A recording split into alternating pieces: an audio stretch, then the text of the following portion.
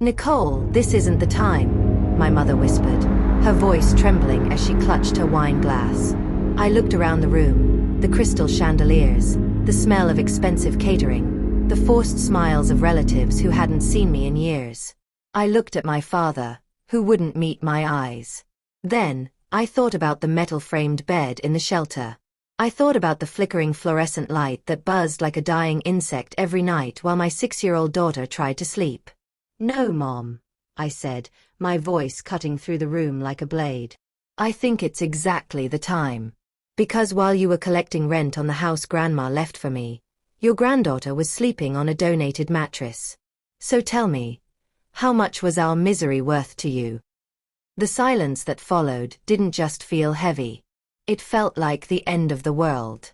If you've ever been told you're not doing enough by the very people who are holding you back, then today's story is for you. This isn't just a story about betrayal. It's about a daughter who discovered her parents' tough love was actually a calculated, high-stakes theft. Stick around, because the moment the truth comes out is one of the most satisfying things you'll ever hear. If you believe that karma always collects its debt, hit that like button, subscribe, and let's get into it. Tone: somber, descriptive, building sympathy. My name is Nicole. I'm 29. And for the last 8 months, my entire life has fit into 4 plastic bins under a bunk bed. The shelter is a place where time goes to die. It's the smell of industrial floor cleaner trying, and failing, to mask the scent of 100 people living too close together. Every morning at 6 a.m., the ritual was the same. I'd wake up, fold the scratchy donated blankets with military precision, and smooth out the wrinkles in my daughter Lily's clothes. "Is this a long camping trip, Mommy?" she asked me once. I had to swallow the lump in my throat, put on my brave face mask, and nod. "Exactly, baby. A big adventure." I grew up in a world of manicured lawns and tough love. My parents, David and Elena, weren't poor. Far from it. But when my marriage collapsed and my ex-husband vanished, leaving me with a mountain of debt and a legal nightmare, I turned to them. I remember sitting in their pristine living room, crying into a silk pillow. My father didn't hug me. He didn't even offer a loan. He just crossed his arms and said, "Nicole, we raised you to be independent. You made your choices. You need to learn to stand on your own 2 feet. It'll build character." Character. That was the word they used while I moved Lily into a room with thin walls and the constant, muffled sound of other people's trauma. 4 months, I worked 2 jobs, taking the bus 3 hours a day, saving every penny, all while my parents sent me inspirational texts about the value of hard work. And a woman walked in who looked like she belonged on a private jet, not a linoleum floor. She was wearing a tailored wool coat and carrying a handbag that probably cost more than my annual salary. It was my grandmother, Evelyn. My father's mother. We weren't close, she lived in Europe most of the year, but I recognized that regal posture anywhere. Her eyes swept the room with horror until they landed on me. "Nicole," she whispered. She looked like she'd seen a ghost. I stood up so fast my chair scraped the floor. The embarrassment hit me like a physical wave.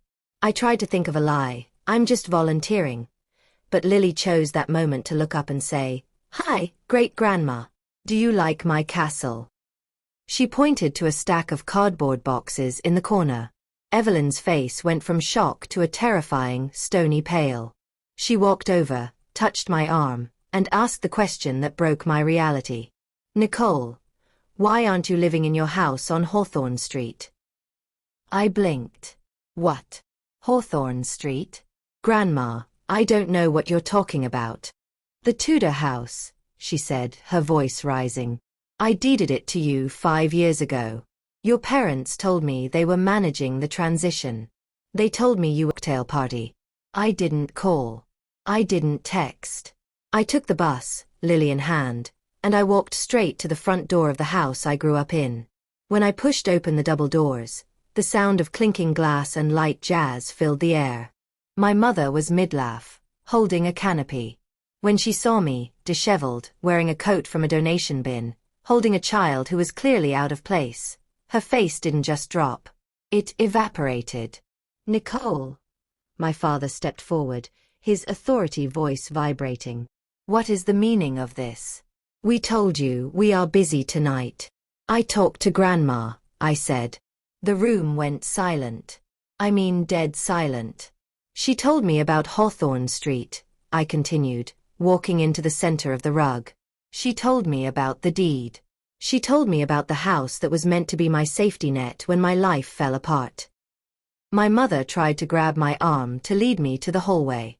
Nicole, honey, you're making a scene. You're clearly stressed. We did what was best for you. I shook her off. Best for me. You let your granddaughter sleep in a room with a lock that doesn't work. You watched me struggle to buy milk. All while you were renting out my house and pocketing the cash. It was an investment for your future. My father barked, finally snapping. You were irresponsible. We decided you needed to hit rock bottom so you'd appreciate what you had. We were going to give you the money eventually. Hit rock bottom. I whispered, and for the first time, I wasn't crying. I was cold. You didn't want me to hit rock bottom. You wanted to play God. You wanted me to beg you for help so you could feel superior. Well, guess what? The game is over. I pulled a folded piece of paper from my pocket. It was a copy of the property records Grandma had sent me. I've already contacted a lawyer, I said. And Grandma? She's currently talking to her estate attorneys about removing you from her will entirely. Since you love independence so much, I figured you'd enjoy earning your own way from now on. The look on my father's face wasn't just anger. It was the look of a man who realized he'd just lost a multi-million-dollar inheritance because he wanted to steal a few thousand in rent from his struggling daughter. The fallout was glorious. Within 48 hours, the tenants at Hawthorne Street, who, ironically, were lovely people who had no idea the house was stolen property, were served notice. But I didn't kick them out immediately. I worked out a deal where they paid me directly while I stayed in a hotel for a week. My parents tried to call. They tried to send apology emails saying they were just trying to teach me a lesson. I blocked them. All of them. Last week, Lily and I finally moved into our house. It has a garden. It has a window that actually opens to let the breeze in. And most importantly, the right thing by cutting them off. Drop a Team Nicole in the comments. And if you've ever had a family member try to teach you a lesson that backfired, I want to hear that story too. Don't forget to like and subscribe for more stories of justice served cold. We'll see you in the next one.